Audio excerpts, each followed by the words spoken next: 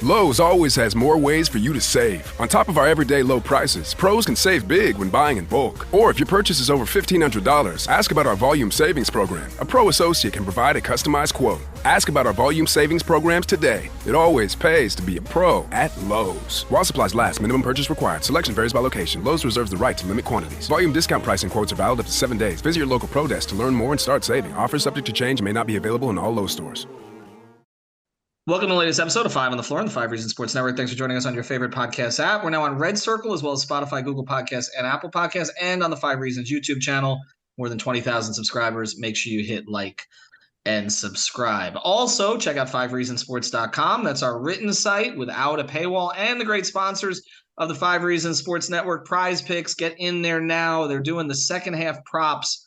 So if you think, for example, that like PJ Tucker is going to score 10 points once, go over on half a time. That's the kind of props that they're doing there. They're also giving away some specials where they cut the numbers for you and help you out a little bit. Go to prizepicks.com, use that code 5, get that initial deposit matched up to $100. You can also play, obviously, the NHL, MLB coming up here in about a month. You can play that too, MMA and everything else. Go to Google Play Store, Apple App Store, or prizepicks.com to get that initial deposit matched up to $100. Use that code 5. And now, today's episode. Down to Biscayne. Yeah, 5 on the floor, ride for my dogs. Where here's the thing, you can check the score. Hustle hard, couple scars, wearing bubble frogs. Just like Butler said, you in trouble, y'all. Kept the floor playing, got it all band. Y'all seen the block, stop with one hand. And Pat we trust, it's power have the guts. We're here to bring the heat, y'all can hang it up. Welcome to 5 on the Floor, a daily insider show on the Miami Heat and the NBA, featuring Ethan Skolnick, Greg Sylvander, and Alex Toledo, plus others from the 5 Reasons Sports Network. All right, welcome in to 5 on the Floor. Welcome back to 5 on the Floor. Here's today's floor plan. It's just me from the group today. Alex, Brady, Greg, they all have a day off. Let them enjoy it. I am joined now by someone I got to know when I was up in Cleveland for roughly a year. His name is Sam Amico. You can follow him. It's just at Sam Amico now, correct? What's the Twitter handle? Oh, it's at Amico Hoops. At Amico Hoops. I apologize. Okay, I should know that because I follow it. So it's at Amico Hoops, AMICO Hoops. Again, he's covered the Cleveland Cavaliers for years and years and years and years for a number of different outlets. And what we want to get into today, because I can't speak to this because I haven't watched a ton of Cleveland Cavaliers over the past couple of years, obviously, unless they're in a national TV game or maybe catch them on League Pass occasionally. What Kevin Love are the Heat getting? Because, it's been interesting how this has developed, Sam, down here. There's been anger and frustration at the Heat front office pretty much since the offseason because, in their view, they didn't do anything. All they did was re-sign Caleb Martin, stay under the tax, let PJ Tucker go, ran it back, so to speak, counted on Victor Oladipo to be healthy, counted on Omer Yurtseven to help, counted on Kyle Lowry to be something like the Kyle Lowry from a few years ago. And the team has struggled. I mean, they're in 7th in the East going into the break. They're behind Cleveland. They're behind New York.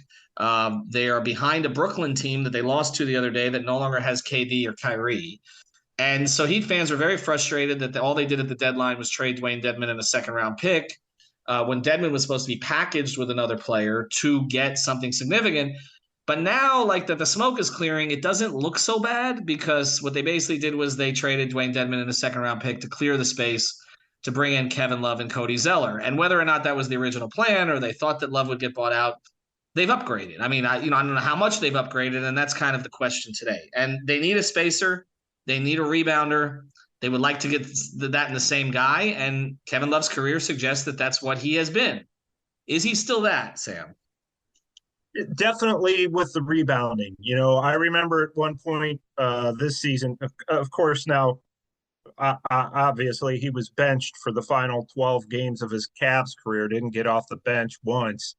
And they went 9-3 in those games. So, they weren't missing him too much. But when he was playing, before he had a thumb injury, he was still really rebounding the ball. And I know that doesn't sound like a big deal, but it really, defensively, that's a huge lift.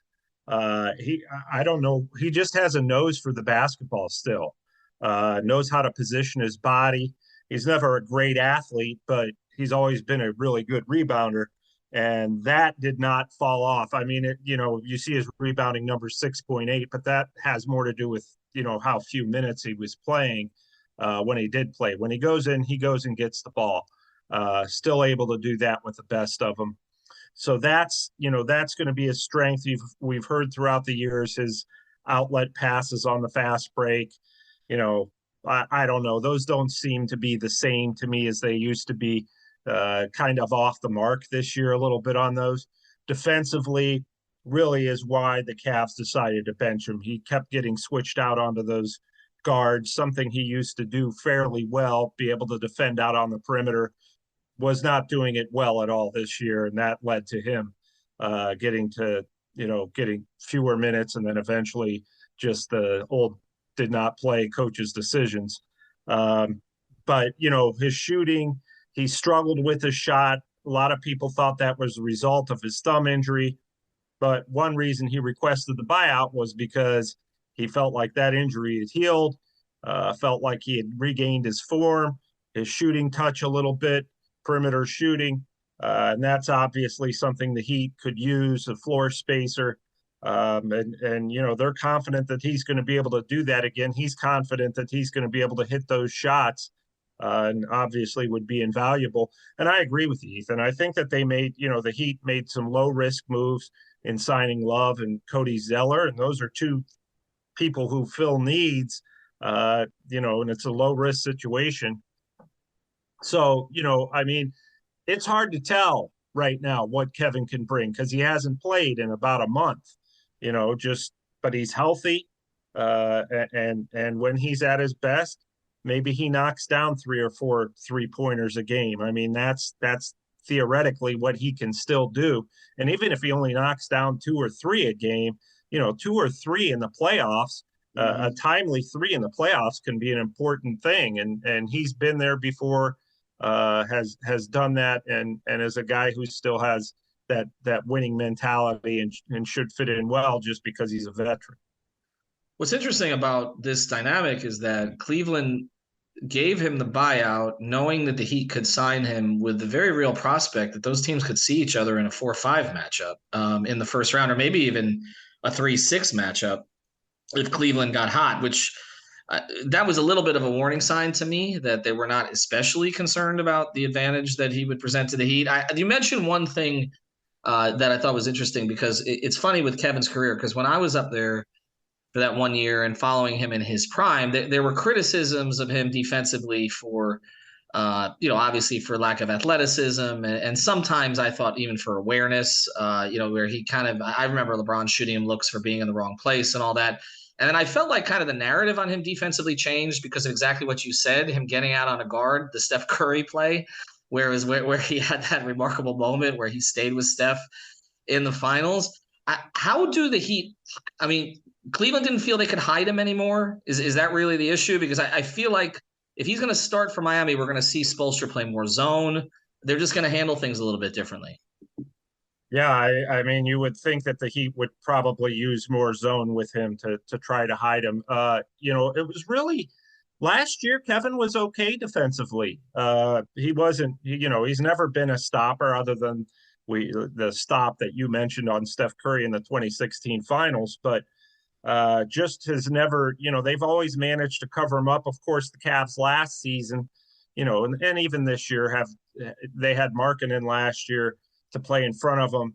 And this year they had Mobley and Allen back there to protect the basket, but just seemed especially slow when it came to getting switched out onto the pick and rolls onto those guards. Teams, you could see opposing teams were purposely running that play to get him switched out on guards. So it just really seems like something that really reared its ugly head this year. And again, small sample size with him because he did get hurt with the thumb and he had a very minor back issue that kept him out a couple games, and you just didn't get to see a whole lot of him. But a big thing too was his shooting.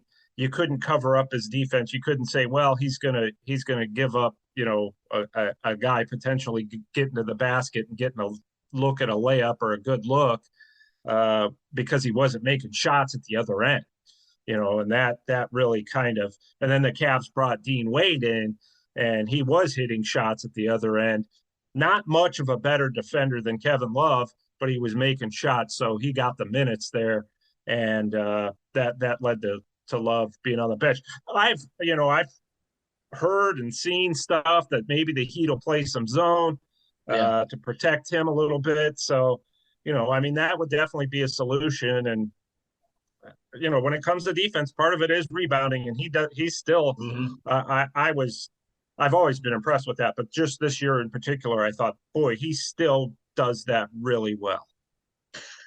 And the reason that will help is because if Bam doesn't have to clean all that stuff up, and the Heat can actually finish their defensive possessions with Kevin Love getting a rebound, even if it's not a long outlet pass, but just at least getting them on the move a little bit, that will allow Bam to be even more versatile than he is now.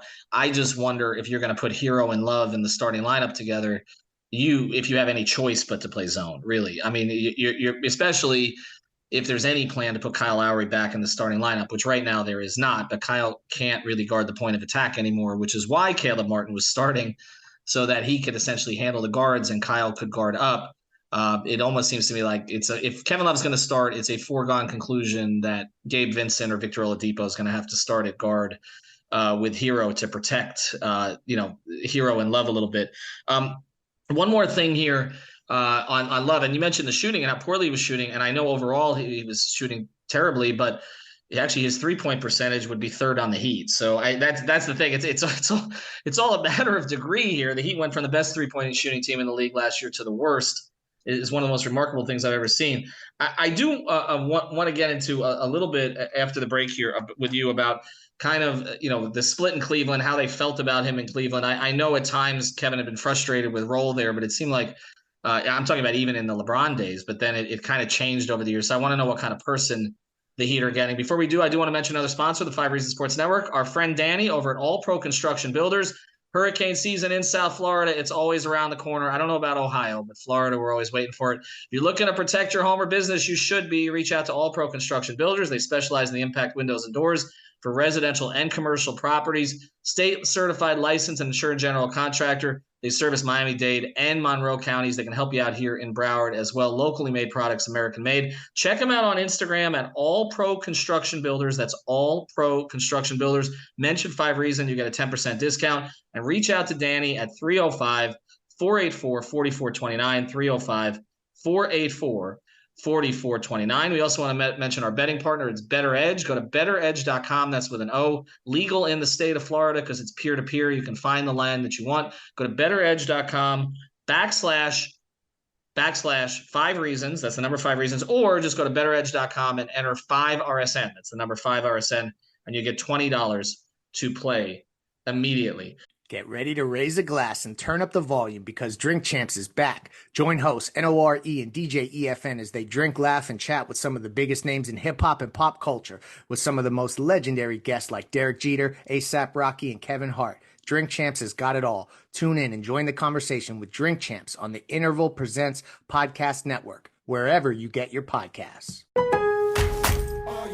Lowe's always has more ways for you to save. On top of our everyday low prices, pros can save big when buying in bulk. Or if your purchase is over $1,500, ask about our volume savings program. A pro associate can provide a customized quote. Ask about our volume savings programs today. It always pays to be a pro at Lowe's. While supplies last, minimum purchase required. Selection varies by location. Lowe's reserves the right to limit quantities. Volume discount pricing quotes are valid up to 7 days. Visit your local pro desk to learn more and start saving. Offers subject to change and may not be available in all Lowe's stores. So, Sam, it's interesting because so much time passes. I was up there for the 14-15 season when, after the trade of Wiggins for Love and LeBron there trying to integrate with Kyrie, the trades that were made for Mozgov and J.R. Smith, the run to the finals, Kyrie and Kevin get hurt. We never know what might have happened in that finals. If not, next year, win a championship. It felt like some of that sort of fit in, fit out stuff that happened early kind of passed. Then LeBron leaves. Kevin stays, which I know people of Cleveland appreciated the loyalty there. How does he finish his tenure in Cleveland? Well, obviously there was some frustration there on his part, and I think I think what really pushed him over the edge was the Cavs signed Danny Green who was 35 years old and who's coming off, ACL surgery, practices, goes through a shoot around, had been there about 24 hours and they put Danny Green in the game and Kevin's still sitting there watching against Philadelphia. And it seemed like that just kind of was the thing that kind of pushed him over the edge. Like, look, I can do the things that he's doing out there, which was, taking a couple of threes. And another game, Kevin didn't get off the bench. So I think that's kind of what led to it had been boiling over a little bit, a few days leading up to that. But I think that for Kevin, that was the final straw. It caught the Cavs off guard, to be honest with you, when he said, look, he wants another contract, and his contract was expiring this year. And he just wanted to get out and play. He wanted some minutes, and there were other teams that were interested in him, but he found that the Heat would probably be able to give him the most opportunity and a team that he would most be able to help. So that's really how it came. But look, I mean, he's beloved in Cleveland just for being he was the last member of that 2016 title team with the Cavs. So they're all gone now, but he'll always be remembered for that. The Cavs have said they're going to retire his number. He had a brilliant season last year, I mean, really was in the running for Sixth Man of the Year. But just really was a true pro. If you remember the year before that, he, there was some stuff going on with the front office then. In which he, threw the ball casually in bounds and it got stolen and just really didn't have a great attitude, but really bounced back last season. If you remember over the summer, not this past summer, the summer before, when he went to the Olympic trials and totally bombed, and Jerry Colangelo, who's the head of the Team USA, just ripped him, and said it was a mistake inviting him, made it sound like he couldn't play anymore. And then he seemed to use that as fuel and really came out and had really probably his most admirable season overall, not statistically, but just in his approach, a professional approach, and really played hard, stayed healthy, stayed on the floor. And,